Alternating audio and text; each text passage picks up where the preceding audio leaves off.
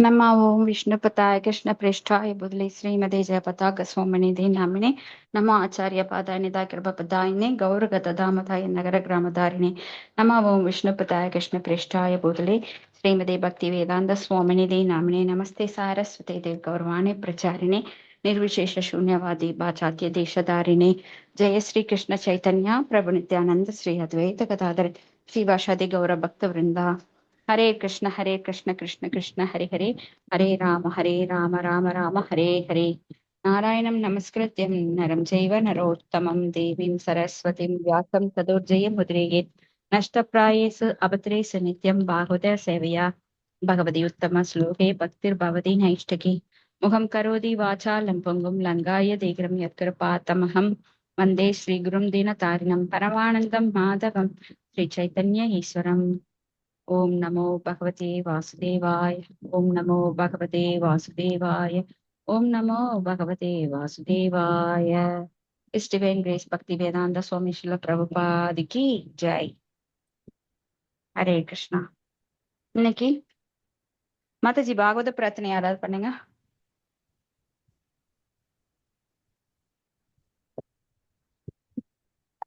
மாதாஜி பாகவத பிரார்த்தனை யார் பண்றீங்க மாதாஜி? ஸ்ரீலட்சுமி மாதாஜி நீங்க பண்றீங்களா?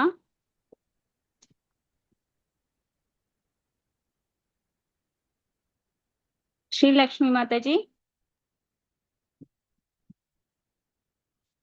ஓகே, டைரக்டா போயிடலாம். இன்னைக்கு பாகவதம் நான் படிக்கட்டுங்களா மாதாஜி? படிங்க மாதாஜி. ஒரே நிமிஷம் மாதாஜி. ஓகே படிக்கிட்டு சர்வசாஸ்திராப்தி பியூஷா சர்வ வேதைக சத்பழா சர்வ சித்தாந்த ரத்னாட்சிய சர்வ லோகைக திருப்ருதா சர்வ பாகவத பிராண ஸ்ரீமத் பாகவத பிரபோ கலித்துவன் தோதித்தாதித்ய ஸ்ரீ கிருஷ்ணா பரிவர்த்திதா பரமானந்த பாடாய் பிரேமா வர்ஷாக்ஷராபதே सर्वदा सर्वसेव्याय श्री कृष्णाय नमोस्तुते मध्येक बन्तो मत् शंकिन मत् क्रोमन् महातन मत् निस्तारक मत् माज्य मदानन्दा नमोस्तुते असाधु साधु दतायिन् अधिनोच्छदाः हाना मुंशकाशिन् मां प्रेम्णा हृत् कण्ठेयस्पुरा.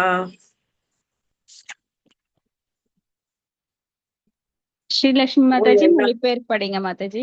அந்த படிக்கலாம். ஒரே ஓ எல்லா வேத இலக்கியங்களில் இருந்தும் கடைந்தெடுக்கப்பட்ட அமிர்தமே, வேதங்களின் மிக முக்கியமான ஆன்மீக பழமே மற்றும் எல்லா தத்துவங்களின் முடிவுகளான ஆபரணங்களை கொண்டவரே, உலக மக்களுக்கு ஆன்மீக பார்வையை கொடுப்பவர் மற்றும் வைஷ்ணவர்களின் உயிர் மூச்சாக விளங்குபவரே, பகவானே நீர் கலியுகத்தின் இருளை போக்குவதற்காக உதித்த சூரியன். உண்மையில் நீர் எங்களிடம் திரும்பி வந்த கிருஷ்ணர். ஸ்ரீமத் பாகவதமே, உங்களுக்கு என் பணிவான வணக்கங்கள். உங்களை படிப்பவர்கள் உன்னத ஆனந்தத்தை அடைவார்கள், ஏனெனில் உங்கள் எழுத்துக்கள் அவர்களுக்கு தூய பக்தி தொண்டை பொழிகின்றது. நீங்கள் பகவான் கிருஷ்ணரின் அவதாரமாக இருப்பதால் எப்போதும் அனைவரும் உங்களுக்கு தொண்டு புரிய வேண்டும். ஓ ஸ்ரீமத் பாகவதமே, ஓ என்னுடைய ஒரே நண்பரே, உடன் இருப்பவரே, என்னுடைய ஆசிரியரே, என்னுடைய மிகப்பெரிய சொத்துமாகவும் விடுவிப்பவரமாகவும் இருப்பவரே, என்னுடைய மிக நல்ல பாக்கியம் மற்றும் ஆனந்தமாக இருப்பவரே, என்னுடைய மரியாதை கலந்த வணக்கங்களையும் ஏற்றுக்கொள்ளுங்கள். ஸ்ரீமத் பாகவதமே, புனிதமற்றவருக்கும் புனிதத்தை வழங்குபவரே, மிகவும் வீழ்ச்சி அடைந்தவர்களை உயர்த்துபவரே, என்னை எப்போதும் கைவிட வேண்டாம். கிருஷ்ணருக்கான தூய பக்தி தொண்டருடன் எப்போதும் என் இதயத்திலும் தொண்டையிலும் தோன்றுவீராக. Hare Krishna. Thank you mother. Hare Krishna. Thank you Mataji. இன்னைக்கு ஸ்ரீமத் பாகவதம் 4வது ஸ்கந்தம் 2வது புத்தகம் அத்தியாயம் 23 ஸ்லோகம் 21. கரெக்டுங்களா மாதாஜி? கரெக்ட் தான் மாதாஜி. தேங்க்யூ மாதாஜி. ஸ்லோகம் 21. தேகம் விபன்னா கில சேதனாதிகம் பத்யு பிருத்திவ்யா தைதஸ்ய சாத்மனः ஆலக்ஷ்ய கிஞ்சித் ச விலப்ய சா சதி சிதாம் அதாரோபயத் சத்ரே சானுனி. படித்தாங்க மாதாஜி. படிங்க. மொழிபெயர்ப்பு. அரிசி மகாராணி தன்னிடத்து இப்பூமியினிடத்தும் மிகவும் கருணை கொண்டிருந்த தன் அன்பு கணவனின் உடல் உயிர் இருப்பதற்காக அடையாளங்கள் ஏதுமின்றி இருப்பதைக் கண்டு சிறிது அழுது அரற்றினார். பின்னர் தன்னை தேற்றிக்கொண்டு மலையுச்சியில் ஒரு சிதை அமைத்து அதில் தன் கணவனின் உடலை கிடத்தினாள். பொருளுரை. மாதாஜி இது படிச்சுட்டோம் மாதாஜி. மாதாஜி 26 படிக்கணும் மாதாஜி இன்னைக்கு. ஆமா 6 மாதாஜி இன்னைக்கு. கரெக்ட் மாதாஜி. 26. ஆமா மாதாஜி, சாரி மடிச்சு பரவாயில்ல. நீங்களே படிச்சுங்க மாதீங்க. அதுல 24 25 நீங்க படிச்சீங்க, 26 வேற யாரோ படிச்சாங்க. 23 5. 26 படிக்கணும் அப்போ இல்லைங்களா? ஆமா மாதாஜி. ஓகேங்க. ஓம் நமோ பகவதே வாசுதேவாய. His Divine Grace Bhakti Vedanta Swami Srila Prabhupada ki jai. Saisanunam vrajati utvam anuvainyam patim sati pasyatasman adityarchir durvibhavyena karmana. மொழிபெயர்ப்பு. தேவர்களின் மனைவியர் கூறினர், நாம் காண கற்புக்கரசியான அரிசி கற்பனை கெட்டாத தன் புனித செயல்களினால் தன் கணவனை தொடர்ந்து மேலுலகம் செல்கிறார் என்பதை சற்று எண்ணிப்பார். பொருளுரை. மகாராஜா பிருதுவை ஏற்றிக்கொண்ட தெய்வ ரதமும் மகாராணி அரிசியினை ஏற்றிக்கொண்ட தெய்வ ரதமும் தேவர்களின் மனைவியரின் பார்வையை கடந்து வெகு தூரம் மேலே பறந்து சென்றன. இத்தேவ மகளிர் பிருது மகாராஜாவும் அவர் மனைவியும் எப்படி மேன்மையான நிலையினை அடைந்தனர் என்று ஆச்சரியத்தினால் கண்கள் விரிய பார்த்து கொண்டிருந்தனர். அவர்கள் எல்லாம் தேவலோகத்தைச் சேர்ந்த தேவர்களின் மனைவியர். பிருது மகாராஜாவோ அதற்கு கீழான பூமியில் ஒரு அரசர். ஆனால் அவரோ தன் மனைவியுடன் இத்தேவ மகளின் பார்வைக்கு எட்டாமல் பறந்து வைகுண்ட லோகத்தை அடைந்தார். ஊர்த்வம் மேலாக என்னும் வார்த்தை இங்கு முக்கியமானது. பேசிக்கொண்டிருந்த தேவ மகளிரோ சந்திரன், சூரியன், சுக்கிரன் என்று உட்படுத்தப்பட்ட தேவலோகங்களைச் சேர்ந்தவர்கள். பிரம்மலோகத்துக்கு மேல் ஆன்மீக வானம் இருக்கிறது. அங்குதான் எண்ணிலடங்காத வைகுண்ட லோகங்கள் இருக்கின்றன. இவ்வாறு ஊர்த்துவம் என்னும் வார்த்தை பௌதீக உலகங்களை தாண்டி அல்லது மேலாக இருக்கின்ற வைகுண்ட லோகங்களை குறிக்கின்றது. இந்த வைகுண்ட லோகங்களுக்கே பிருது மகாராஜாவும் அவர் மனைவியும் சென்று கொண்டிருந்தனர். இது மேலும் குறிப்பிடப்படுகிறது. பிருது மகாராஜாவும் அவர் மனைவியும் தனது ஜட உடல்களை பௌதீக தீயில் அழியச் செய்தவுடன் அவர்கள் ஆன்மீக உடல் உடனே வளர்ச்சி பெற்று அவர்கள் பௌதீக ரதங்களில் ஏறினர். அவைகள் பௌதீக பொருட்களை எல்லாம் தாண்டி ஆன்மீக வானத்தை அடையக்கூடியவை ஆகும். அவர்கள் இருவரும் தனித்தனி விமானங்களில் சென்றிருந்ததிலிருந்து ஈமச்சிதையில் அவர்கள் இருவரும் எரிக்கப்பட்ட பிறகு கூட அவர்கள் தனித்தனி நபர்களாகவே இருந்துள்ளனர் என்று நாம் முடிவு செய்யலாம். அதாவது அருவவாதிகள் கற்பனை செய்வது போல அவர்கள் தங்கள் தனித்தன்மையை இழக்கவோ அல்லது ஒன்றுமற்ற சூனியமாகவோ ஆகவில்லை. தேவலோகத்தைச் சேர்ந்த மங்கையர்கள் மேலும் கீழும் பார்க்கும் சக்தி படைத்தவர்கள்.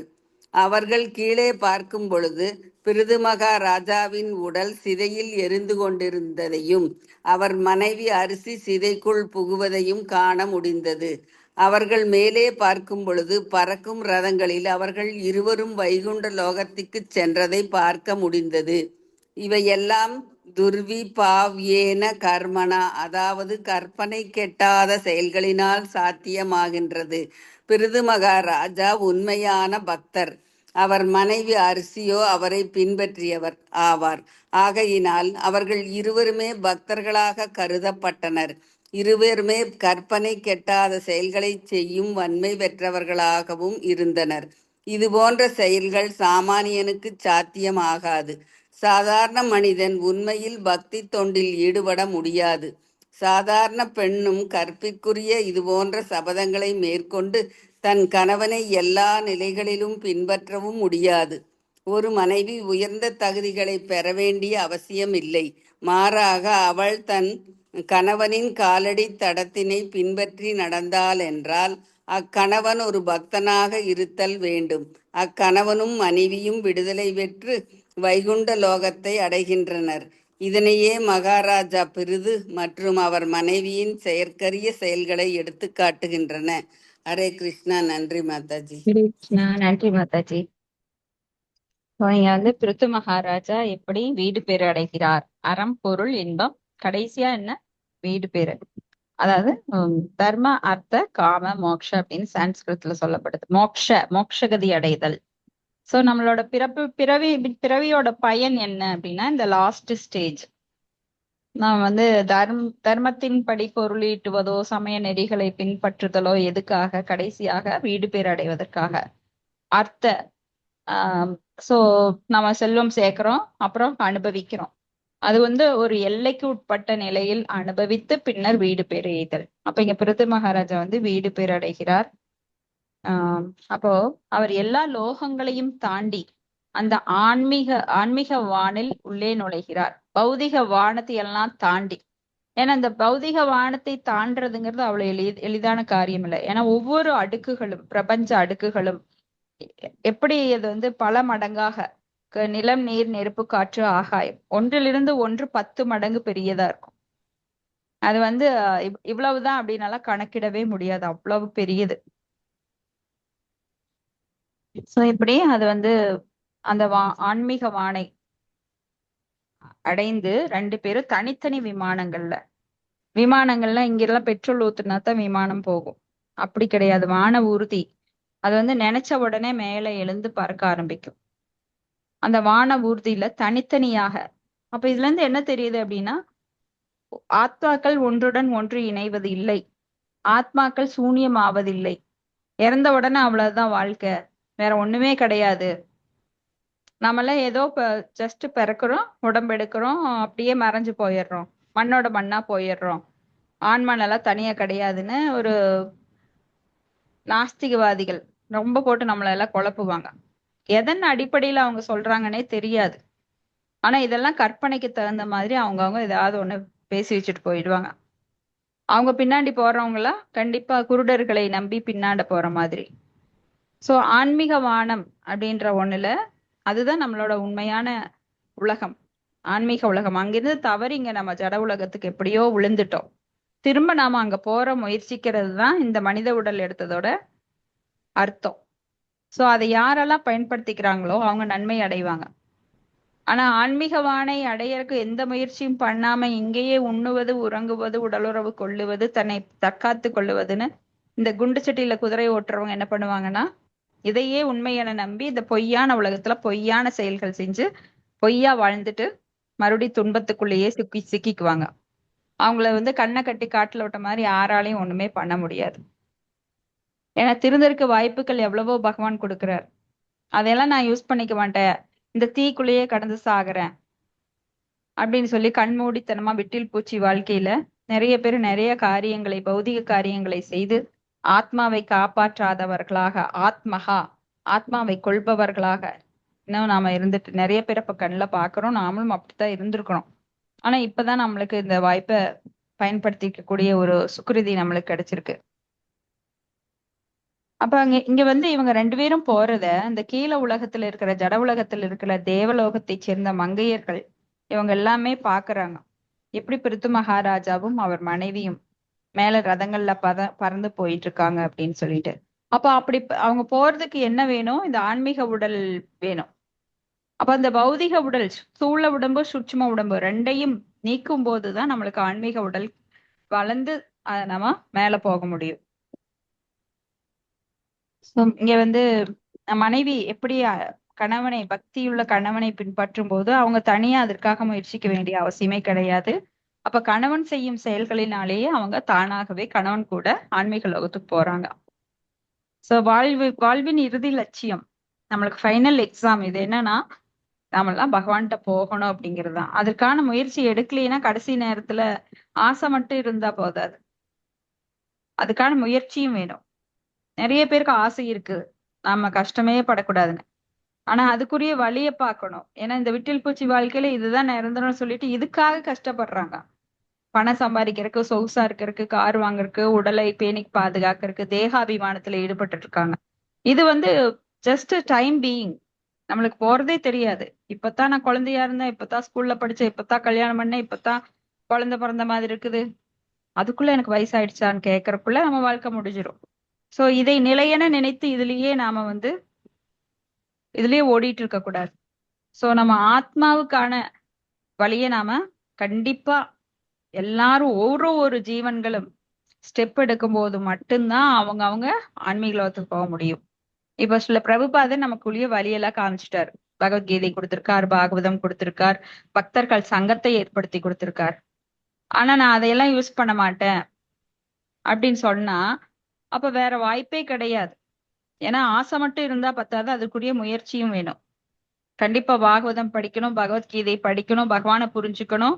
அப்புறம்தான் பகவான் இருக்கிற லோகத்துக்கு போக முடியும். பகவானை புரிஞ்சுக்காம பகவான் இருக்கிற இடத்துக்கு போனோம்னா நம்ம ஒர்த்லெஸ். ஏன்னா நம்ம என்ட்ரன்ஸ்ல பாஸ் பண்ணல, எக்ஸாம்ல பாஸ் பண்ணல. அப்ப ஃபெயில் ஆகி இந்த ஜட உலகத்திலேயே இருக்க வேண்டியதுதான். இப்ப நிறைய பேருக்கு ஆன்மீக உலகம் இருக்கான்னு சந்தேகம். இந்த குழந்தைகள்லாம் பாத்தீங்கன்னா ஜடக்கல்வி படிச்சுக்கிட்டு ஆன்மீக கல்வி நாலேஜே இல்லாம என்ன சொல்லுவாங்க, அதெல்லாம் பொய், நீங்கெல்லாம் பொய் சொல்றீங்க. ஏன்னா வேதங்களை நம்பாதவங்க. ஏன்னா வேதத்தினுடைய உண்மைகள் புலப்படுத்தப்படல. ஏன்னா நம்ம காலங்கள்லயே பாத்தீங்கன்னா நாத்திக ஆட்சியில வேதங்கள் எல்லாம் மறைக்கப்பட்டு நாலந்தா பல்கலைக்கழகங்கள், அஜந்தா பல்கலைக்கழகம் போன்ற பெரிய பெரிய யூனிவர்சிட்டி எல்லாம் அழிக்கப்பட்டுச்சு. அதனால நம்ம ஜெனரேஷன்ல இருந்து அந்த ஸ்ட்ரகிளிங் இருந்துட்டே இருக்கு. அதனால இப்ப வர குழந்தைகளுக்கு அதை பத்தி நாலேஜே கிடையாது. அப்ப என்ன நினைக்கிறாங்கன்னா இதெல்லாம் கற்பனை அப்படின்னு நினைக்கிறாங்க. ஆனா வேதங்களை நம்பாமல் இருப்பதுதான் ரொம்ப பெரிய பாவம். ஏன்னா அவனுக்கு எந்த விடிவுமே கிடையாது. வேதங்கள்ல தான் நம்மளுக்கு விடிவு எப்படின்னு சொல்லி தரப்பட்டிருக்கு. வேதங்களின் இறுதி முடிவு பகவான் விஷ்ணுவே, யக்ஞேவை விஷ்ணுகு. விஷ்ணுவை வழிபடுவது, அவருக்கு சேவை செய்வது நம்மளோட நிரந்தரமான ஸ்வரூபம் அது. அப்ப இது நம்பாதவங்க என்ன நினைக்கிறாங்க, கிணற்று தவளை மாதிரி. கிணற்று தவளை என்ன பண்ணுன்னா கிணத்துக்குள்ள இருந்துட்டு அதேதான் உலகம், இதுக்கு மேல ஒண்ணுமே கிடையாது வெளியில எல்லாம் அப்படின்னு நினைக்கும். அப்போ கடல்ல இருந்து ஒரு தப்பி தவறி ஒரு தவளை கிணத்துக்குள்ள போய் குதிச்சிருச்சு. அப்ப அங்க இருக்கிற தவளை பார்த்து சொல்லுச்சு, இது என்னது இவ்வளவு சின்னதா இருக்கு, நல்லா எவ்வளோ பெரிய சமுத்திரத்துல இருந்தேன் தெரியுமா, அது அவ்வளோ பெருசு, எவ்வளோனே சொல்ல முடியாது, அவ்வளோ நீளம், அவ்வளோ அகலம், அவ்வளோ ஆழம் அப்படின்னு சொல்றப்ப அது சொல்லுச்சான், ஏய் நீ பொய் சொல்ற, கிடையாது, இதுதான் உலகம், இது ஒண்ணுதான் உண்மை, இங்க இருக்கிற கிணறு மட்டும்தான், இதுக்கு மேல ஒண்ணுமே கிடையாது அப்படின்னு கிணத்து தவளை சொல்லிச்சான். அப்ப இந்த தவளை அடிச்சு சொல்லிச்சான், இல்ல நீ அப்போ நான் பொய் சொல்லல, நான் அங்கிருந்தா வந்த இவ்வளோ பெருசு கடல் அப்படின்ச்சான். அப்ப இந்த கிணத்து தவளை கேட்டுச்சான், இவ்வளவு இருக்குமா அப்படின்னு கையை விரிச்சு காட்டுச்சான். இல்ல இதுக்கு மேல. அப்ப உடலை உப்பி காட்டுச்சான், காத்த வச்சு உப்பி காட்டுச்சான், இவ்வளவு இருக்குமா, கை கால்லாம் அகல வச்சு இவ்வளவு பெருசு இருக்குமா கேட்டுச்சான். இல்ல இதை விட பெருசு அப்படின்னு. அப்ப அது ரொம்ப உப்புன்னு ஊதி ஊதி ஊதி உடம்பு பட்டால்னு வெடிச்சு போயிடுச்சு. அது மாதிரிதான் நாம என்ன நினைக்கிறோம்னா, நாம இருக்கிறது மட்டும்தான் உலகம், இதுக்கு மேல ஒண்ணும் கிடையாது, இந்த ஜட உலகம் மட்டும்தான் உண்மை அப்படின்னு நினைக்கிறாங்க நிறைய பேர். ஏன்னா நம்ம அறிவு ரொம்ப கம்மி. நாம 4 குறைபாடு உடையவர்கள், ஏமாற்றும் இயல்புடையவர்கள். நம்ம அறிவு எப்படிப்பட்டதுன்னா ஒரு குட்டி உண்டு எறும்பை விட பிரம்மாவெல்லாம் பார்க்கும்போது நம்ம அணு லென்ஸ் வச்சு பார்த்தா கூட தெரியாத அணுவளவு, ஆத்மாவோட அளவு நம்மளுக்கு தெரியும். சோ அந்த மாதிரி அறிவை வச்சுக்கிட்டு நாம வேற உலகம் இல்லைன்னு நம்ம கற்பனைக்கு தகுந்த மாதிரி சொல்லிட்டு இருந்தோம்னா நம்மளை விட முட்டாள்கள் வேற யாரும் இல்லை. ஃபார் எக்ஸாம்பிள், ஒருத்தர் ஜப்பான் போறாரு. ஜப்பான் போயிட்டு வந்தவர் சொல்றாரு, அங்கெல்லாம் மக்கள் இப்போ நம்மளுக்கு கம்யூனிகேஷன் நிறைய இருக்கு, டிவியில பாக்குறோம், இதெல்லாம் டிவி எல்லாம் வராத காலத்துக்கு முன்னாடி ஒருத்தர் ஜப்பான் போறாரு, திரும்பி வர்றாரு. அங்கெல்லாம் மனுஷங்க அங்கெல்லாம் மனுஷங்க சின்ன சின்னதா இருக்காங்க, கொஞ்சம் மஞ்சளா வெள்ளையா இருக்காங்க, அவங்க எல்லாம் நல்லா சுறுசுறுப்பா இருக்காங்க, இப்படி என்னென்னவோ சொல்றாரு. ஆனா இங்க இருக்கிறவன் அதை நம்ப மாட்டேன், நான் நம்ப மாட்டேன், நீ சொல்றது பொய் அப்படின்னா அப்ப வேற என்ன பண்ண முடியும்? ஏன்னா அங்க போனவர் சொல்றாரு, அதை ஏத்துக்கத்தான் வேணும். ஏன்னா அப்பெல்லாம் போற வசதி கிடையாது. அப்ப ஏத்துக்குவாங்க. நீ போய் பார்த்திருக்கிற, ஆமா நீ ரொம்ப நாள் இங்க இல்ல, அங்க போயிட்டு வந்திருக்க, கப்பல்ல போயிட்டு வந்திருக்கு அப்படின்னு சொல்லி நம்பிதான் ஆகணும். அது போல அமெரிக்கா பார்த்தவங்க சொன்னாங்க, அமெரிக்கான்னு ஒரு நிலம் இருக்கு அப்படின்னு முதல்ல அமெரிக்காவை கண்டுபிடிச்சவன் சொல்றான், அங்க ஒரு நிலம் இருக்கு நான் போனேன்னு. அப்புறம் தான் அமெரிக்கால போய் குடி குடியேற ஆரம்பிச்சாங்க. அங்க இருக்கிற மஞ்சள் இன மக்களை எல்லாம் கொன்னுட்டு அங்க போய் ஆக்கிபை பண்ணி அமெரிக்கர்கள் இன்னைக்கு நிறைய பேர் அமெரிக்கால இருக்கிறாங்க. சோ இப்படியாக பார்த்தவங்க சொன்னா அதை நம்பிதான் ஆகணும். அது போல அங்கிருந்து ஆன்மீக உலகிலிருந்து வந்த ஆச்சாரியர்கள் நம்மளுக்கு ஆன்மீக உலகத்தை பத்தி சொல்றாங்க. ஆன்மீக வானத்துல ஆன்மீக உலகம் ஒன்று இருக்கிறது, அங்க துன்பங்களே இல்லாத உலகம். ந தத் பாஷ்யதேஷுயோ ந சசாங்கோ ந பாவக யக்கத்வா நிவர்த்தந்தே தத்தாம பரமம் மம அப்படின்னு. சோ இங்க பிருத்து மகாராஜா அந்த மாதிரி ஆன்மீக உலகுக்கு போயிட்டு இருக்காரு. ஸ்லோகம் 27. தேசாம் துராபம் கிம் த்வ அனன் அன்யன் மத்யானாம் பகவத் பதம் புவி லோகாயுஷேவ் ஏவை நைஷ்கர்மியம் யதாயந்தி யுத. ஸ்ரீலக்ஷ்மி மாதாஜி படிங்க. இப்பௌதீக உலகில் ஒவ்வொரு மனிதனின் வாழ்வும் குறைந்த நாட்களே உடையன. ஆனாலும் கூட பக்தி தொண்டில் ஈடுபடுபவர்கள் வீடு பேறு பெற்ற முழுமுதற் கடவுளை அடைகின்றனர். காரணம், அவர்கள் விடுதலை பாதையில் உண்மையாகவே பயணம் செல்கின்றனர். அப்பேற்பட்ட புனிதர்களுக்கு கிட்டாதது எதுவும் இல்லை. பொருளுரை. பகவத்கீதையில் 9.33 பகவான் கூறுகிறார், அனித்யம் அசீகம் லோகம் இமம் பிராப்பிய பஜஸ்வமாம். இங்கே பகவான் அறிவிக்கிறார், இப்பௌதீக உலகம் முழுவதும் துன்பமயமானது, அதே நேரம் மின்னி மறையும் நிலையற்ற தன்மையும் கொண்டது என்று. ஆகையினால் ஒருவனது ஒரே கடமை பக்தி தொண்டில் தன்னை ஈடுபடுத்துவதேயாகும். மனித வாழ்க்கைக்கு பெற்றமைக்கு சிறந்த முடிவு இதுதான். இப்பக்தர்கள் பகவானின் பத்மபாதங்களுக்கு தொடர்ந்து தொண்டாற்றி கொண்டிருப்பதினால் அவர்கள் பௌதீக நன்மைகள் மட்டுமல்லாது ஆன்மீக நன்மைகளும் அடைகின்றனர். முடிவில் வீடு பேறு பெற்று முழுமுதற் கடவுளையும் அடைகின்றனர். அவர்கள் சேருமிடம் இங்கு பகவத் பதம் என்று குறிப்பிடப்பட்டிருக்கிறது. பதம் என்னும் வார்த்தையின் பொருள் இருப்பிடம் என்பது. பகவத் என்பதன் பொருள் முழுமுதற் கடவுள் என்பதாகும். அதனால் பக்தர்கள் சேருமிடம் முழுமுதற் கடவுளின் இருப்பிடம் ஆகும். இச்ச்லோகத்தில் வரும் நைஷ்கர்மியம் என்பதற்கு பொருள் எல்லாம் கடந்த அறிவு என்பது. இதுவும் முக்கியத்துவம் வாய்ந்தது. எல்லாம் கடந்த அறிவினை பெற்று பகவானின் பக்தி தொண்டிற்கு வராதவரை ஒருவன் நிறைவானவனாக ஆக மாட்டான். பொதுவாக பகவானின் பக்தி தொண்டு செய்வதற்குரிய வாய்ப்பினை ஒருவன் தன்னுடைய பல்வேறு பிறவிகளின் மூலம் ஞானம், யோகம், கர்மம் போன்ற செயல்முறைகளை செய்த பிறகே அடைய முடியும். இந்த வாய்ப்பும் ஒரு தூய பக்தனின் அருளின் மூலமாகவே கிடைக்கப் பெறுகிறது. இதன் மூலமே ஒருவன் உண்மையில் விடுதலையினை அடைய முடியும். இவ்விளக்க உரையின் பொருள் என்னவென்றால், தேவர்களின் மனைவியரான தேவ மகளிர் தாங்கள் தேவலோக வாசிகளை பிறக்கும் பாக்கியம் பெற்றதினால் கோடிக்கணக்கான ஆண்டுகள் வாழ்நாளும் அனுபவிப்பதற்கு ஏராளமான பௌதீக வசதிகளை பெற்றவர்களாயிருந்தும் அவர்களால் பிருது மகாராஜாவை போலவும் அவர் மனைவியைப் போலவும் அதிர்ஷ்டசாலிகளாக முடியவில்லை என்பதோடு அவ்விருவரும் அவர்களையும் தாண்டி உயரே சென்று விட்டமைக்காக வருந்துகின்றனர் என்பதாகும். பிருது மகாராஜாவும் அவர் மனைவியும் ஈடு இணையற்ற உயர்நிலை எய்திய காரணத்தினால் அவர்களுக்கு தேவலோகம் என்ன பிரம்மலோகம் கூட எழுந்ததாக தோன்றியது. பகவத்கீதையில் 8.16 பகவான் உறுதி செய்கிறார், ஆப்ரம புவனாலோகா புனர் ஆவர்த்தினோ அர்ஜுனா. பௌதீக உலகில் உயர்ந்த கிரகத்திலிருந்து தாழ்ந்த கிரகம் வரை எல்லாம் துன்பங்களால் நிரப்பப்பட்டிருக்கின்றன. ஏனென்றால் பிறப்பும் இறப்பும் மீண்டும் மீண்டும் ஏற்படுகின்றன. அதாவது ஒருவன் மிக உயர்ந்த தேவலோகமாகிய பிரம்மலோகத்திற்கே சென்றாலும் அவன் ஜனன மரண துன்பத்திற்கு மீண்டும் திரும்ப வேண்டியதிருக்கும். பகவத்கீதை 9.21 9வது அத்தியாயத்தில் பகவான் கிருஷ்ணர் மேலும் கூறுகிறார், தேதம் புக்த்வா சொர்க்கலோகம் விஷாலம் சாசேன புண்ணியே மத்திய லோகம் விசந்தி. இவ்வாறு அவர்கள் சொர்க்க புலன் இன்பங்களை துய்த்த பிறகு மீண்டும் இவ்விழிவரும் அனித்திய உலகிற்கு வருகின்றனர். இவ்வாறு அவர்கள் புண்ணிய செயல்களின் பலன்கள் தீர்ந்த பிறகு அவர்கள் மீண்டும் கீழ் உலகிற்கு வந்து புண்ணிய செயலில் ஈடுபடுவதற்குரிய புதிய அத்தியாயத்தை துவங்குகின்றனர். அதனாலேயே இது ஸ்ரீமத் பாகவதத்தில் 1.5.12 நைஷ்கர்மியம் அபி அச்சுத பாவ வர்ஜிதம் என்று சொல்லப்பட்டிருக்கிறது. அதாவது விடுதலைக்குரிய பாதையானது பகவானின் பக்தி தொண்டை அடையாதவரை ஒருவனுக்கு பாதுகாப்பானதன்று. ஒருவன் அருவமான பிரம்ம ஜோதியில் கலந்தாலும் கூட இப்பௌதீக உலகில் மீண்டும் பிறப்பதற்குரிய சந்தர்ப்பங்களை பெறுகிறான். பிரம்மஜோதி என்பது பௌதீக உலகில் தேவலோகங்களுக்கெல்லாம் மேலானது. அங்கு சென்றவனே மீண்டும் கீழே விழுந்து விடுவான். சாதாரண யோகிகளும் கர்மிகளும் அடையும் தேவலோகத்தை பற்றி என்ன சொல்ல? அதனால் தேவலோக வாசிகளின் மனைவியர் கர்மம், யோகம், ஞானம் போன்றவற்றினால் வரும் பலன்களை பாராட்டுவதில்லை. Hare Krishna. Thank you Mataji. Hare Krishna. Thank you Mataji. So இந்த பௌதிக உலகுல ஒவ்வொரு மனிதனின் வாழ்வும் குறைந்த நாட்களே உடையது. நாம சொன்னோம் இல்லைங்களா, விட்டில் பூச்சி வாழ்க்கை. இப்ப பிரம்மாவோட ஆண்டு காலம் என்ன, யாராவது சொல்ல முடியுங்களா? பிரம்மாவோட ஆயுட்காலம் என்ன?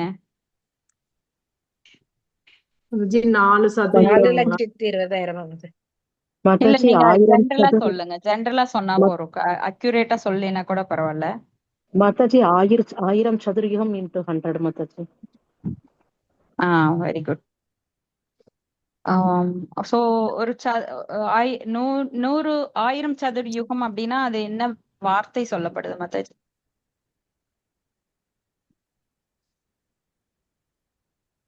ஒரு கல்பங்களா மாதாஜி? வெரி குட், ஒரு கல்பம். சோ இப்போ கலியுகத்தோட ஆண்டுகள் என்ன? 4,32,000. 4,32,000 ஆண்டுகள் கலியுகம். அதை விட 2 மடங்கு துவாபர யுகம். கலியுகத்தை விட 3 மடங்கு திரேதா யுகம். கலியுகத்தை விட 4 மடங்கு அதிகம் சத்தியயுகம். சோ இந்த 4ஐயும் சேர்த்தி 1000ஆல மல்டிப்ளை பண்ணினா அது வந்து பிரம்மாவோட ஒரு பகல். சோ இந்த மாதிரி 100 ஆண்டுகள். சோ இப்படியாக அவரது ஒரு பகல் ஒரு இரவு அப்படின்னு சொல்லி 365 நாட்கள். சோ இதை நீங்க கால்குலேட் பண்ணி பாருங்க, எவ்வளவு ஜீரோ வரும். மில்லியன் ஆண்டுகள், பல மில்லியன் ஆண்டுகள் பிரம்மாவோட ஆயுட்காலம். அப்ப பிரம்மா வந்து கண்ணை மூடி முழிக்கிறதுக்குள்ள நம்ம வாழ்க்கையில பிறந்த உடனே இறக்குற மாதிரி விட்டில் பூச்சி வாழ்க்கை. இப்ப விட்டில் பூச்சி எல்லாம் பாத்தீங்கன்னா டியூப் லைட்ல வந்து அடிச்ச உடனே இறந்து போயிடும். ஒரே நாள்ல இறந்து போயிடும். மலைக்கு வரும், எங்கிருந்தோ வரும், வந்து அந்த லைட்ல படப்படான்னு அடிச்சு அது இறக்க தனியா, அது உடல் தனியா போயிடும். அது மாதிரி நம்ம வாழ்க்கை ரொம்ப வேகமா. பிரம்மாவோட இதுல பாத்தீங்கன்னா அவரை மேல இருந்துட்டு சிரிப்பாராம். இத்தினோண்டு உருவத்தை வச்சுக்கிட்டு எறும்பு மாதிரி இதுக்கெல்லாம் என்ன ஆட்டம் போடுதுங்க ஒரே நாள்ல. நம்ம கண்ணை மூடி முழிக்கிறதுக்குள்ள இவங்க எத்தனை வேலை பண்றாங்களே அப்படின்னு. சோ இதெல்லாம் வந்து நம்மளுக்கு ரொம்ப அற்பமான வாழ்வு, மனித வாழ்வின் குறைந்த நாட்கள். அதுவும் இந்த கலியுகத்துல பாத்தீங்கன்னா பிரேயானால் அல்பாயுசக. மற்ற யுகங்கள்ல 1,00,000 வருடங்கள் இருந்தது சத்தியோகத்துல. திரேதா யுகத்துல 10,000 ஆண்டுகள், துவாபர யுகத்துல 1000 ஆண்டுகள். ஆனா இந்த கலியுகத்துல 100 ஆண்டுகள். 100 ஆண்டுகள் கூட எல்லாருமே இருக்கிறது இல்ல. அதுக்குள்ளேயே வந்து 80, 50, 5 வயசு, 2 வயசு அப்படின்னு அல்ப ஆயுசு எப்ப வேணா போறாங்க. சோ இதுல வந்து குறைந்த அந்த வாழ்நாட்கள்ல பக்தி தொண்டில் ஈடுபடுபவர்கள் வீடு பேறு பெற்று முழுமுதற் கடவுளை அடைகின்றனர். ஏன்னா விடுதலை பாதையில் உண்மையாகவே பயணம் செய்பவர்களே அப்படி போக முடியும். அப்படிப்பட்ட புனிதர்களுக்கு கிட்டாதது எதுவும் இல்லை. ஏன்னா இந்த ஜட உலகுல எதுவுமே கை கிடைக்காது. கிட்டாத கனி மாதிரி. நாம எல்லாம் நினைப்போம், நிறைய ஆசைப்படுவோம். அது கிடைக்கிறதுக்கு வந்து நீங்க ரொம்ப கஷ்டப்படணும். கழுத உழைக்கிற மாதிரி. கழுத அந்த வண்ணாங்கிட்ட வந்து ஒரு கட்டை புல்ல வாங்கறதுக்கு எப்படி போயிட்டே இருக்கும் நடந்து, அது மாதிரிதான் இந்த ஜட உலக வாழ்க்கையில மனுஷங்களோட ஆசை. ஒரு ஆசை நிறைவேற்றுறதுக்கு அவங்க ஓடிட்டே இருப்பாங்க. அது ஒரு லைட்டா நிறைவேறுச்சு அப்படின்னா ஒரு சந்தோஷம், சிற்றின்பம். அப்புறம் அதனால நிறைவடைஞ்சானா மனுஷன்னு கேட்டா கிடையாது. அப்புறம் அடுத்த கோல், அதுக்கடுத்த கோல், அதுக்கடுத்த கோல். அதுல ஃபெயிலியரும் நிறைய இருக்கு. எல்லாமே கிடைச்சிருங்கிறது கேரண்டி கிடையாது. ஆனா மனுஷன் என்ன பண்றார், தன்னுடைய ரத்தத்தை தானே சுவைப்பது போல ஓடிட்டே இருக்கிறான். இதுதான் ரொம்ப அதிசயமா இருக்கும். அப்ப பகவத்கீதையில பகவான் சொல்றாரு, அனித்யம் அசூகம் லோகம் இமம் பிராப்ய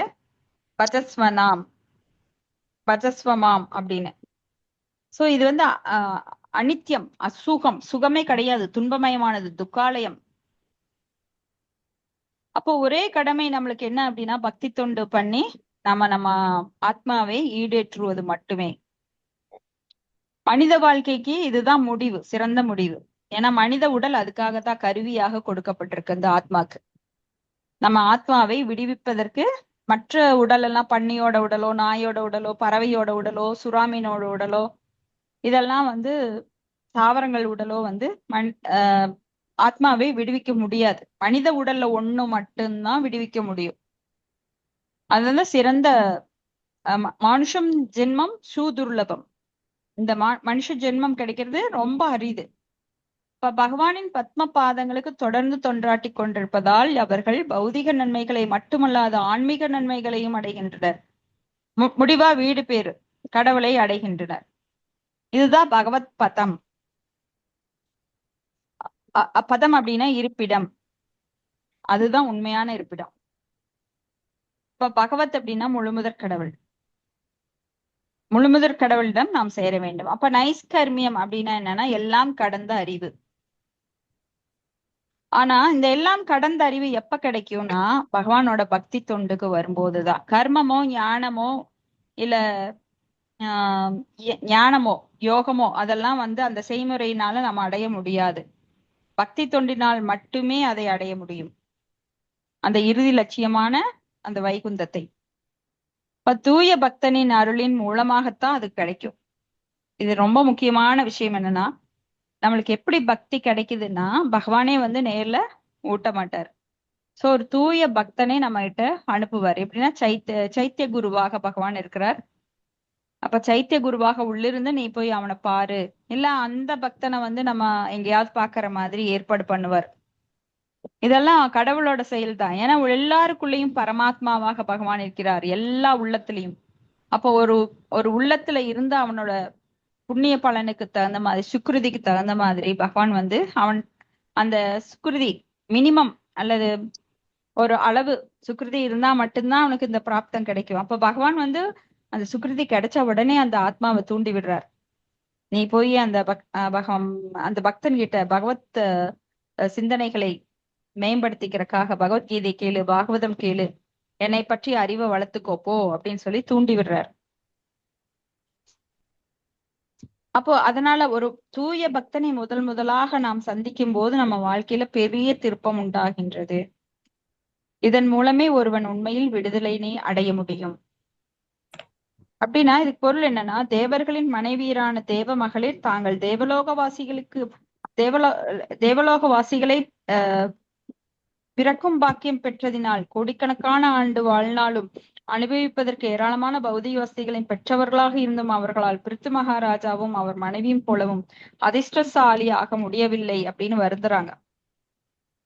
ஏன்னா பிருத்து மகாராஜாவும் அவர் மனைவி அர்ச்சியும் என்ன பண்ணாங்கன்னா, பக்தி தொண்டு பண்ணினாங்க. ஆனா தேவலோகவாசிகள் வந்து பக்தர்களாக இருந்தாலும் தூய பக்தர்கள் கிடையாது. அவங்க கலப்பட பக்தர்கள், மிஸ்ர பக்தர்கள்.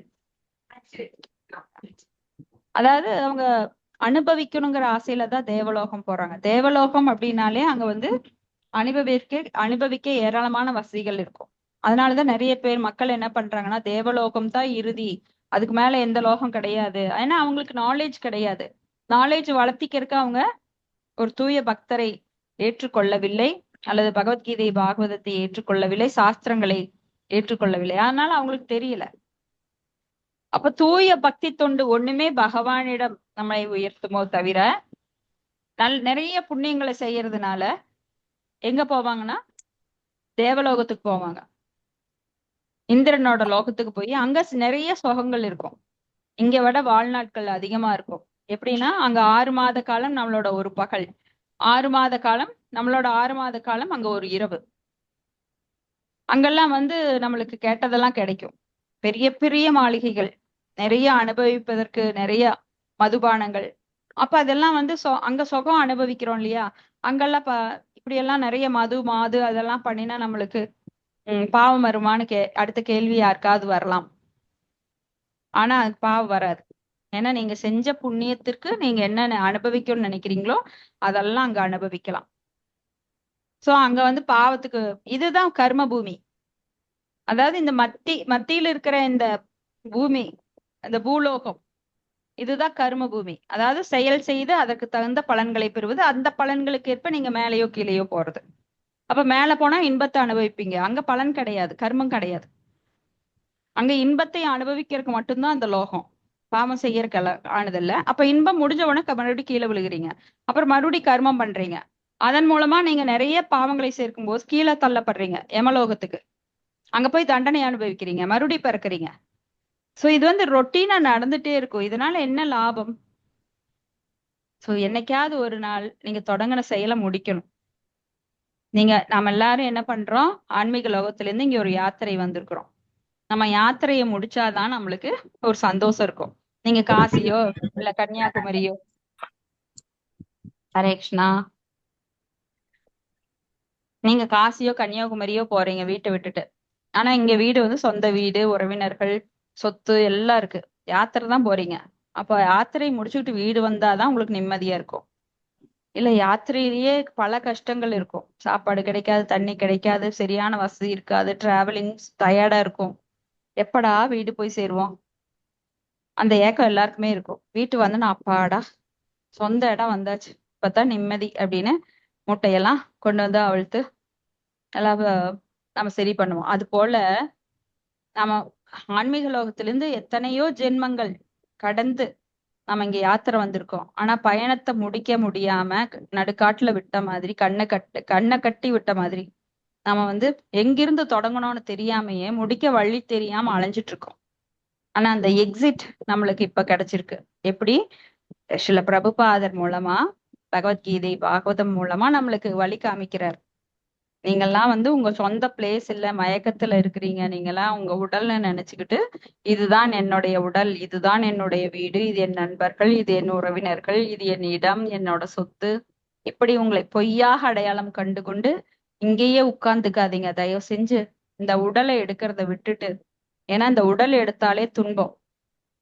இந்த உடல் எடுக்கிறப்பவே ஞான்னு அழுதுட்டு வெளியில வர்றோம். கர்ப்பப்பையில இருந்து அந்த இயற்கை வாயுவின் உந்துதலால தலைகீழ குப்புற பிறக்கிறோம். பிரம்மா மட்டும்தான் நேரா பிறப்பார். மற்றவங்க எல்லாருமே தலைகீழத்தான் பிறக்கிறோம் கர்ப்பப்பையில இருந்து. சோ தலைகீழா பிறந்து தலைகீழான புத்தி. எப்படி அஸ்வத்த ஊர்துவ மூலம் அது படிக்கிறோம் 15வது அத்தியாயத்துல புருஷோத்தம யோகம். ஊர்துவமூலம் ஹசத் ஊர்துவமூலம் அந்த ஸ்லோகத்துல ஊர்த்வமூலமதஸ்வாகம் அஸ்வத்தம் பிராகுரவ்யயம் சந்தாம்சி யஸ்ய பர்ணானி வேதஸ வேதவித். Very good, super Mataji. So இந்த மாதிரி நாம தலைகீழான மரம்.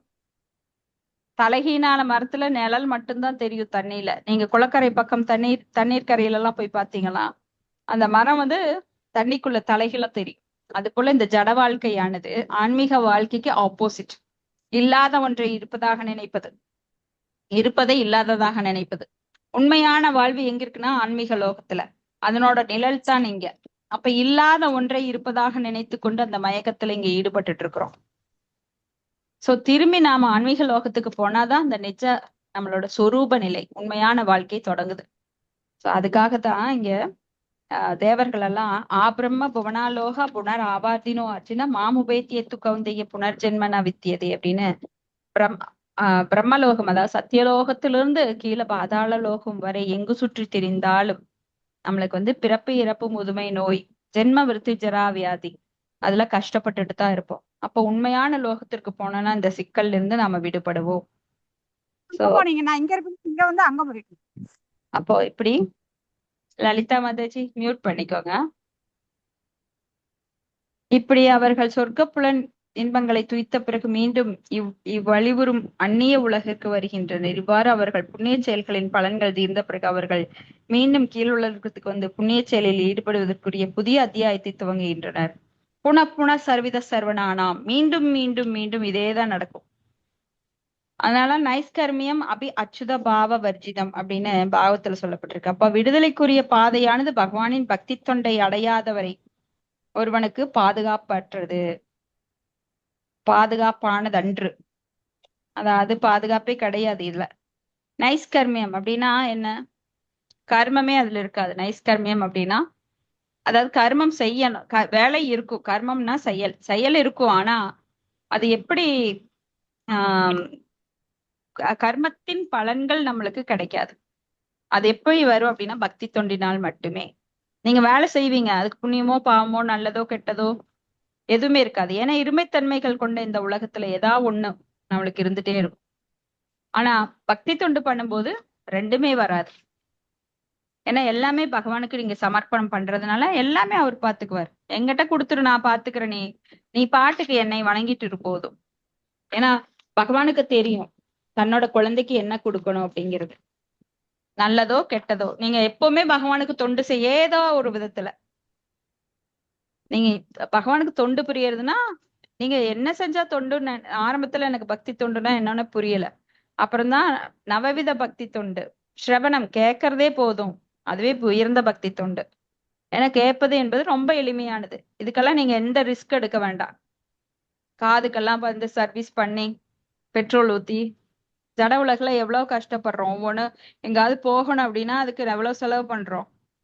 மெயின்டெனன்ஸ் இருக்கு காருக்கு, அதுக்கு வந்து டயரை மாத்தணும், என்ஜினை சரி பண்ணி வைக்கணும், இல்ல டிரைவர் போடணும், பெட்ரோல் டீசல் காசு கொடுக்கணும், அதெல்லாம் ரிஸ்க். ஆனா உட்கார்ந்த இடத்துல நீங்க காதை கொடுத்து கேளுங்கன்னா உங்களுக்கு என்ன ரிஸ்க்? காது எனக்காவது வலிச்சு நாம பாத்துக்க நிறைய கேட்டுட்ட காது வலிக்குன்னு யாரோ சொல்லியிருக்கிறோமா? ஏன்னா இதை கேட்கலன்னா வேற எதையாவது காது கேட்டுட்டு இருக்கோம். டிவி சவுண்டு, பஸ் சவுண்டு, இல்ல வேண்டாத அட்வைஸ்மெண்ட் சவுண்டு, எதையாவது ஒண்ணு காது கேட்டுட்டு இருக்கோம். ஆனா இந்த காதை இப்ப எதுக்கு பயன்படுத்துறோம்னா பகவானோட பக்தி தொண்டுல, அன்பு தொண்டுல பகவானை பற்றி கேட்பதற்காக. அதுல ஒரு ருச்சி வளர்த்துக்கணும் எப்பொழுதுமே பகவானை பற்றி கேட்பதுல. இல்லைன்னா போர் அடிக்கும். எப்படா கிளாஸ முடிப்பாங்க, நம்ம எந்திரிச்சு போலாம். ஏன்னா ருச்சி வரல, அந்த அளவுக்கு நம்மளுக்கு நோய் இருக்குது. உடம்புல நோய் இருக்கிறப்ப என்ன ஆகும்? மருந்து கசக்கத்தான் செய்யும். அது எப்ப இனிக்கும்? நோய் இருக்கிறப்ப நம்ம என்னதான் மஞ்சக்காமலை இருக்கிறப்போ கரும்பு ஜூஸ் கொடுத்தாலும் அது வந்து கசக்கத்தான் செய்யும். ஆனா அந்த நோய் குறைய குறைய அந்த கரும்பு ஜூஸ் ஆனது இனிக்க செய்யும். அது போல நம்மகிட்ட பகவானை பற்றி கேட்கறதுக்கு இன்னும் ஆர்வம் வரல அப்படிங்கிறவங்களுக்கெல்லாம் இன்னும் நோய் எவ்வளவு தூரம் இருக்குது, எவ்வளவு தூரம் உங்களுக்கு இன்ட்ரெஸ்ட் இருக்கு அப்படிங்கிறது அதை பொறுத்து நாமளே ஜட்ஜ் பண்ணிக்கலாம். இது யாருக்கு மார்க் போடுறது கிடையாது. சோ சுய பரிசோதனை. நாம எவ்வளவு நேரம் கிளாஸ் கேட்க ஆர்வமா இருக்கிறோம், மற்ற விஷயங்கள்ல நம்மளுக்கு எவ்வளவு ஆர்வம் இருக்கு. சோ மாயாக்கு நாம சேவை செய்யறதை விட பகவானுக்கு சேவை செய்யறது மங்களம். நாம எல்லாருமே இன்பத்தை தான் அடைய விரும்புறோம். சோ இன்பம் எதுல கிடைக்கும்? பகவானை பற்றி பேசுவதிலும் பாடுவதிலும் கேட்பதும். ஸ்ரவணம், கீர்த்தனம், ஸ்மரணம், பாத சேவனம், அர்ச்சனம், வந்தனம், தாசியம், சக்கியம், ஆத்ம நிவேதனம். இந்த 9 வழிமுறைகளிலும் பகவானை நாம் எப்பொழுதும் பகவானுக்கு எப்பொழுதும் தொண்டு செய்து கொண்டிருக்கலாம். சோ பாடுறவங்க பாடலாம், கேட்கறவங்க கேட்கலாம், கோயில போய் சுத்தம் பண்றவங்க பண்ணலாம், கிச்சனுக்கு காய்கறி கட் பண்ணி கொடுக்கறவங்க கொடுக்கலாம், பணமா கொடுக்கறவங்க கொடுக்கலாம். எப்படியெல்லாம் பகவானுக்கு நீங்க பணம் கொடுக்க வேண்டாம், இன்னும் உங்ககிட்ட இருக்கிற பொருட்களை கொடுக்கலாம். யாராவது என்ன என்ன தொழில் பண்றீங்களோ அந்த பொருளை கொண்டு வந்து கொஞ்சம் கொடுக்கலாம். இப்ப எல்லாருமே ஏதோ ஒரு விதத்துல யோசிச்சுட்டே இருக்கணும், பகவானுக்கு என்ன என்ன பண்ணலாம், பகவானுக்கு என்ன பண்ணலாம், என்ன பண்ணலாம். சரி ஒண்ணுமே பண்ண முடியல, கேட்கலாம், பாகவதம் கேட்கலாம், பகவத்கீதை கேட்கலாம். இப்படி உங்க மனசுல 24 மணி நேரம் அந்த சிந்தனை ஓடிட்டு இருக்கும்போது பக்தி தொண்டுல, அன்பு தொண்டுல நீங்க எப்பவுமே உங்களை ஈடுபடுத்திக்க முடியும். பகவான் மேல உங்களுக்கு அன்பு தானாகவே வளர்க்கப்படுகிறது. ஏன்னா இப்பெல்லாம் நம்ம செயற்கையா வளர்த்துட்டு இருக்கிறோம். 16 மாலைகள் பண்ணுங்க அப்படின்னா காலையில எந்திரிச்சு ஏதோ ஒரு கடனா ஏதோ நல்லது நடக்கும் அப்படின்ற சிந்தனையில பண்ணிட்டு இருக்கிறோம். பகவான் மேல இயற்கையா வந்த அன்பினால கிடையாது. ஆனா நீங்க யோசிச்சு பாருங்க, நாம என்ன செய்ய முடியும் பகவானுக்கு? ஒவ்வொருத்தரோட உள்ளத்துல அந்த உத்வேகம் இருந்துட்டே இருக்கணும். இப்படி நம்ம குரூப்ல வந்து நிறைய பேர் பகவானுக்கு தொண்டு செய்யறதுல நிறைய ஈடுபட்டிருக்கீங்க. அது ரொம்ப மகிழ்ச்சியா இருக்கு. ஏன்னா இந்த குரூப்ல செய்யற மாதிரி யாரும் மத்த குரூப்ல வந்து அவ்வளவு உற்சாகமா இல்லை. அதை வந்து நாமளே சொல்லிக்க கூடாது. அதனால அதை வந்து நாம அது வெளியில சொல்லிக்கிறது இல்ல. ஏன்னா இந்த குரூப்ல வந்து கிச்சன் சேவையில் இருக்கிறாங்க, சுத்தப்படுத்துற சேவையில. கோயில் சுத்தப்படுத்துறது ரொம்ப ஒரு புனிதமான செயல். ஏன்னா பக்தர்களோட பாதத்துளி, வைஷ்ணவா சேவா அப்படிங்கிறது ரொம்ப முக்கியமானது. பக்தர்களோட பாதம் படுகின்ற அந்த தூசி நம்ம மேல படுறது ரொம்ப விசேஷம்.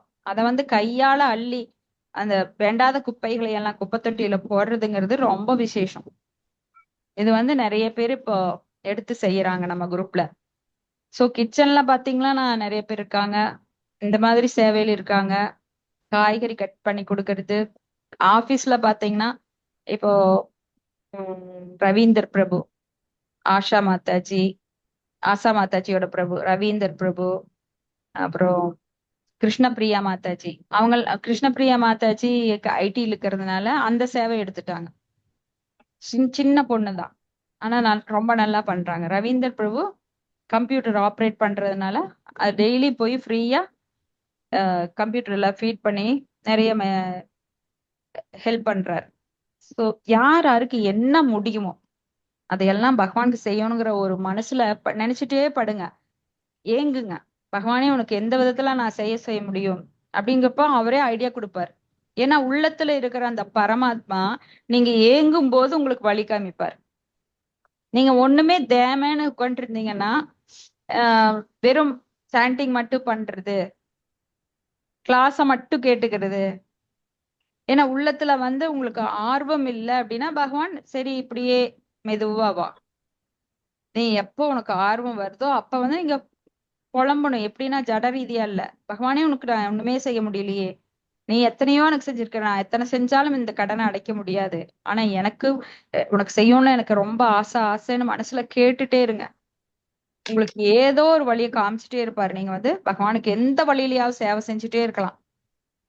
அதுக்கு வந்து பிரதிபலனை எதிர்பார்க்காம, அதுதான் அந்யா அபிலாஷித சூன்யம், அனன்ய பக்தி. சோ நீங்க அதுக்கான பிரதிபலன் வேணும் அப்படின்னு கேட்டீங்கன்னா, எனக்கு புகழ் வேணும். இப்ப சில சமயங்கள்ல நாம போய் சேவை செஞ்சா கூட நம்மளுக்கு ஒரு கெட்ட பேரை ஏற்படுத்தி தர்ற மாதிரி சிலர் எல்லாம் இது பண்ணுவாங்க. அவங்க எல்லாம் கருவிகள் தான், உண்மையாலே அவங்கனால வர்றது கிடையாது. பகவான் நம்மளை சோதிப்பார். அப்ப என்ன பண்ணணும், அதையெல்லாம் தாங்கிக்கிற சக்தியோட தான் வரணும் சேவை செய்யறதுக்கு. கம்ப்ளைண்ட் பண்ணோம்னா போச்சு, இருக்கிறதும் போச்சு. சோ இப்படியாக நாம் எப்பொழுதும் பகவானுக்கு சேவை செய்வதில் ஈடுபடணும். அப்போ தூய பக்தர்களோட நிலை இப்படித்தான் இருந்திருக்கு. அப்போ பகவான்கிட்ட போறதுங்கிறது ரொம்ப எளிதான காரியம் கிடையாது, இது எல்லாம் தாண்டிதான். ஏன்னா பகவான்கிட்ட போறதுங்கிறது ரொம்ப ஈஸியா பக்தி பண்ணி போயிடலாம். பக்தியில நிறைய ஸ்ட்ரகிள்ஸ், நம்மளுக்கு அப்டிகல்ஸ் இருக்கும், எல்லா ஃபீல்டுலயும் இருக்குது. அதெல்லாம் தாண்டி வரணும்னா அந்த பக்குவத்துக்கு கொண்டு வரணும். போனா உடனே நம்மளை தூக்கி மேடையில வச்சிருவாங்க, நம்மளுக்கு புகழ் கிடைக்கும், அந்த எண்ணத்திலயும் போகக்கூடாது. எது வந்தாலும், ஏன்னா நம்மளுக்கு ரெண்டும் வரும், புகழும் வரும், அது சமயம் பொறாமையினால பல இன்னல்களும் வரும். அதையெல்லாம் நம்ம தவிர்த்துட்டு பகவானுக்கு சேவை செய்வதை மட்டுமே நோக்கமாக கொண்டு மேல போயிட்டே இருக்கணும். ஹரே கிருஷ்ணா. அடுத்த ஸ்லோகம் 28 பெருசா இருக்கு. சோ இதோட முடிச்சுக்கலாம், நாளைக்கு பார்க்கலாம். இதுல ஏதாவது கருத்துக்கள் சந்தேகம் இருக்குங்களா? இல்ல இதுல ஒரு பேஜ் பாத்திரலாமா? சரிங்க, பாதி படிச்சிடலாம், நான் அப்படியே படிச்சு சொல்லிடுறேன். ஸ்லோகம் 28. சத்தம் வருது. தவாஞ்சிதோ பதாத்ம திருக்ருச்ரேன மகதா புலி வப்தா வத்வா பவர்க்கியம் மானுஷம் விஷயேஷு விஜஸ்சதே. மொழிபெயர்ப்பு. இப்பௌதிக உலகின் புலனுகர்வின் பொருட்டு செயல்களை செய்யும் எவர் ஒருவரும் பெரும் துன்பத்திற்காலாவது தவிர்க்க முடியாதது. அப்படிப்பட்டவன் மனித வடிவத்தை பெற்ற பிறகு அதுதான் அவனுக்கு துன்பங்களிலிருந்து விடுதலை பெறுவதற்கான வாய்ப்பினை தருகிறது. மீண்டும் பலன் தரும் செயல்களை கடுமையாக மேற்கொள்வதனால் அவன் தன்னையே ஏமாற்றுகின்ற ஏமாற்றுக்காரனாகவும் பொறாமைக்காரனாகவுமே கருதப்படுகிறான். சோ புலனுகர்ச்சிக்கான செயல்கள் செய்யும் போது நாம் இதை ஏற்கனவே பார்த்திருக்கிறோம், எவ்வளவு ஆழமாக நாம் கால் வைக்கிறோமோ அந்த அளவு ஆழமான துன்பங்களை நாம் மீண்டும் பெறுகிறோம். ஏன்னா பௌதிக உலகில பௌதிக செயல்கள் நம்மளுக்கு மீண்டும் மீண்டும் துன்பத்தை தரக்கூடியது. சோ இது அனுபவிக்கணுங்கிற ஆசை, அதை எவ்வளவு தூரம் நம்ம அதுக்கான முயற்சிகளை மேற்கொள்கிறோமோ அத்தனை தூரம் நமக்கு பாவங்களும் நம்மளுக்கு துன்பங்களும் மீண்டும் நம்மையே தாக்க தொடங்கும். நிறைய பேர் நினைச்சுக்கிறாங்க, நான் நிறைய உழைக்கிறதுனால நான் அனுபவிக்கிறேன் அப்படின்னு. கிடையாது. அதுக்காக அவங்க எத்தனை கஷ்டப்படுறாங்கன்னு. இப்ப நாய் எலும்பு கடிக்கிற மாதிரி, எலும்பு கடிச்சிட்டு அதுல சுவை வருது, என்னோட ரத்தத்தை நானே சுவைக்கிறேன். ஏன்னா அவ்வளவு கஷ்டப்படணும். நீங்க அவ்வளவு சம்பாதிக்கிறதுக்கு அவ்வளவு கஷ்டப்படணும், அதை அனுபவிக்கிறதுக்கு அவ்வளவு கஷ்டப்படணும். உங்க ரத்தத்தை நீங்களே சாப்பிட்டுக்கிறீங்க, அவ்வளவுதான். அப்ப அதை புலனுகர்ச்சியை மக்கள் அதுல திருப்தி அடையிறதுக்காக பல செயல்களில் ஈடுபடுறாங்க. கர்மிகள் அவங்க காரியவாதிகள், பெரிய தொழிற்சாலையை தொடங்குறது, பெரிய நகர்களை நிர்ணயிக்கிறது, பெரிய விஞ்ஞான கண்டுபிடிப்புகளை செய்வது அப்படின்னு கடுமையான செயலில் ஈடுபடுறாங்க. இதெல்லாம் மாயா அபகிருத ஞானம் ஆசூரம்பாவம் ஆசிரிதம். மாயினால் மயக்கப்பட்ட அறிவினால் இதெல்லாம் பண்றாங்க அவங்க. அப்ப தேவலோகத்தை அடையிறதுக்கு விலை மதிப்பில்லா தியாகங்களை செய்யறாங்க. ஸோ நிறைய தான தர்மங்கள் பண்ணுவாங்க, ஸ்கூலுக்கு செய்வாங்க. இதெல்லாம் திரும்பி அவங்களுக்கு கிடைக்கணுங்கிறதுக்காக. அவங்க ஒன்றும் ரொம்ப தர்மகர்த்தா இல்ல இரக்கம் அந்த மனோபாவத்தில் இல்லை. ஏன்னா உடலுக்கு செய்வதெல்லாம் தற்காலிகமானது, ஆத்மாவுக்கு செய்யறதுதான் நிரந்தரமானது. ஆத்மாக்குரிய ஞானத்தை யார் கொடுக்கிறார்களோ அதுதான் மிக உயர்ந்த தானம். அதை விடுத்து வெளிப்புற உடலை காக்கிறதுக்காக நீங்க துணி கொடுத்தாலோ ஜனக்கல்வி கொடுத்தாலோ அது நிலையற்றது. ஏன்னா அவன் நாளைக்கு செத்தா அது பயன் இல்லை. ஏன்னா உடல் எப்பொழுதுமே மரணத்திற்கு உட்பட்டது.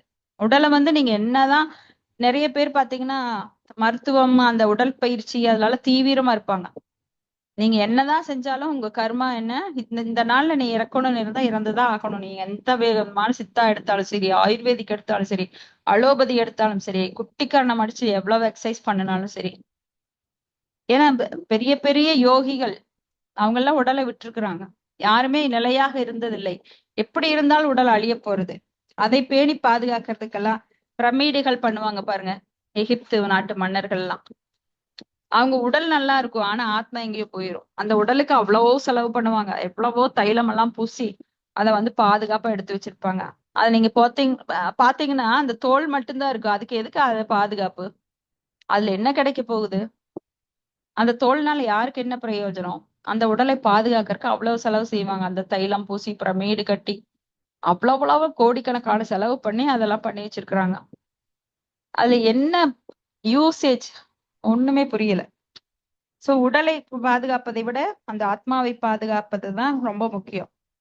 அப்ப தேவலோகத்தை அடையிறதுக்கு நிறைய தியாகங்கள் பண்றாங்க. யோகிகளும் இவர்களை போல மனச்சோர்வு தரும் யோக பயிற்சியில் ஈடுபடுறாங்க. ஞானிகள் என்ன பண்றாங்கன்னா ஜட இயற்கையின் பிடியிலிருந்து மீள்வதற்கு தத்துவ யூகங்களில் ஈடுபடுறாங்க. தத்துவ யூகங்கள் அப்படின்னா இதோட இது சேர்ந்தா அது கிடைக்கும், அதோட இது சேர்ந்தா இது கிடைக்கும் அப்படின்னு அவங்களா இந்த பூமி எப்படி வந்தது, எங்கிருந்து உருவாச்சு இப்படின்னு நிறைய விஷயங்களை அலசி ஆராயிறாங்க. இப்படி ஒவ்வொருவரும் தங்கள் புலனுகர்ச்சிக்காக பெரிய பெரிய கடுமையான செயலில் ஈடுபடுறாங்க. இவர்கள் எல்லாம் தங்கள் புலனுகர்ச்சிக்குரிய செயல்களில் ஈடுபடுபவர்கள் என்றே கருதப்படுகின்றனர். ஏன்னா அவங்க தங்கள் பௌதிக வாழ்வுக்கான சில வசதிகளை கோருகின்றனர். இச்செயல்களின் விளைவுகள் எல்லாம் தற்காலிகமானவை. அந்தவந்தத்து பல தேசம் தத்பவதி அல்பமேதசாம். அந்த ஸ்லோகம் 7.23 அதாவது தேவர்களை வணங்குபவர்களின் குறையுடைய அந்த பலன் குறையுடையது மட்டுமல்ல, தற்காலிகமானது.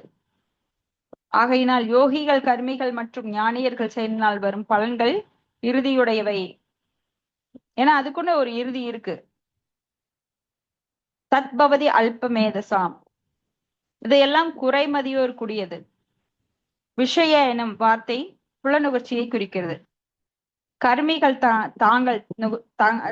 தாங்கள் நுகர்ச்சியினையே விரும்புவதாக வெளிப்படையாக கூறுகின்றனர். ஏன்னா அனுபவிச்சுட்டு போங்கப்பா, இந்த உலகம் எப்படி அழிய போகுது, அடுத்த பிறவிங்கிறது இருக்கா என்ன யாருக்கு தெரியும், அதனால இருக்கிற வரைக்கும் நான் அனுபவிச்சுட்டு போறேங்கிறாங்க. இப்ப யோகிகளும் புலனுகர்வையே சற்று உயர்ந்த தரத்தில் விரும்புறாங்க. யோகிகள் என்ன பண்றாங்கன்னா அவங்க பகவானோட நினைய விரும்புறது. சோ கொஞ்சம் உயர்தரத்துல அந்த மாதிரி ஆசைப்படுறாங்க. சோ ஆசை அவங்களுக்கு என்ன இருக்கு, கர்மிகளுக்கு உயர்ந்த லோகங்கள்ல அனுபவிக்கணும், யோகிகளுக்கு பகவானே ஆயிரணும், யோகிகள் அந்த ஞானிகளுக்கெல்லாம். சில யோகிகள் மட்டும்தான் பரமாத்மாவை உணர்ந்து மகளுடைய பக்தி தொண்டுக்கு வருவாங்க. எல்லா யோகிகளும் அரிதாக யாரே ஒருவர் வெற்றி பெறுகிறார். அப்போ அவர்கள் தங்கள் யோகங்களின் மூலம் அதிசயங்களை காட்ட விரும்புகின்றனர். சித்தி, அஷ்டமா சித்தி யோகங்கள் மூலமா அதெல்லாம் காட்ட விரும்புறாங்க. இப்படி அவர்கள் சிறியவற்றிலும் சிறியதாக, பெரியவற்றில் பெரியதாக, அனிமா, மகிமா, லஹிமா, ஈசித்வா, வாசித்வா, பிரகாமியா, காமபிரித்தாயக அப்படின்னு நிறைய சித்திகளை வெளிக்காட்ட விரும்புறாங்க. அப்புறம் பூமி போன்ற கோள்களை படைத்தல் அல்லது விஞ்ஞானியாக வினோதமான எந்திரங்களை கண்டுபிடித்தல், அதுக்காக போராடுறாங்க. ஞானிகளும் இது போன்ற புலனுகழ்ச்சியில ஈடுபடுறாங்க. இது என்னவென்றால் பரமபுருஷ பகவானுடன் இணைய வேண்டும் என்பது ஞானிகளுக்கு. யோகிகளுக்கு அஷ்டமா சித்தி. இப்படி இவையெல்லாம் உயர்ந்த அல்ல தாழ்ந்த தர்த்தனையுடைய புலனுகர்ச்சிகள். இதுவும் புலனுகர்ச்சி தான், பகவானோட இணையறது. ஏன்னா அதெல்லாம் சுயநலமானது. அந்நிய அபிலேஷிதமோ அனன்ய பக்தியோ கிடையாது. பக்தர்கள் ஆனா பக்தர்கள் என்ன பண்றாங்க? புலனுகர்ச்சி செயல்ல ஈடுபடுறது இல்ல. பகவானோட இணையணுங்கிற எண்ணம் இல்ல, சொர்க்கலோகம் போகணுங்கிற எண்ணம் கிடையாது. சித்திகள் இருந்தாலும், ஏன்னா பக்தர்களுக்கு சித்திகள் தானா கிடைக்கும், தூய பக்தர்களுக்கு. ஆனா அதை அவங்க விரும்புறது கிடையாது. அவங்க பகவானுக்கு தொண்டு புரியும் சந்தர்ப்பத்தினையே விரும்புகின்றனர். எங்க இருந்தாலும் நாராயண சர்வோ குதஸ்தன பிப்பியதி ஸ்வர்கோ அபகர்கர் நரகேசு அபிதுல்யார்த்தன தர்ஷனக. நரகத்தில் இருந்தாலும் சரி, சொர்க்கத்தில் இருந்தாலும் சரி, நான் எந்த உடலோட இருந்தாலும் சரி, எப்பவுமே நான் பகவானுக்கு தொண்டு செய்யணும். புழுவாய் பிறப்பினும் உன்னை மறவாத நிலை வேண்டும் அப்படின்னு தான் விரும்புறாங்க. சோ அவங்க எந்த நிலையிலும் திருப்தியுறுகின்றனர். ஏன்னா பகவானுக்கு சேவை செய்யறது தான் அவங்களோட எப்பவுமே இஷ்டம். அவர்கள் அடைய முடியாதது ஏதுமில்லை. ஏன்னா அவங்க பகவானின் பக்தி தொண்டில் முழு ஈடுபாடுடையவர்கள். பக்தர்களுக்கு அடையணும்னு நினைச்சா எல்லாமே கிடைக்கும். ஏன்னா அவங்க கிட்ட சித்திகள் எல்லாம் தானாகவே கை கூடிவிடும். ஆனா அவங்க விரும்புறது இல்லை. சோ இதோட முடிச்சுக்கலாம். நாளைக்கு பாதியில இருந்து பார்க்கலாம்.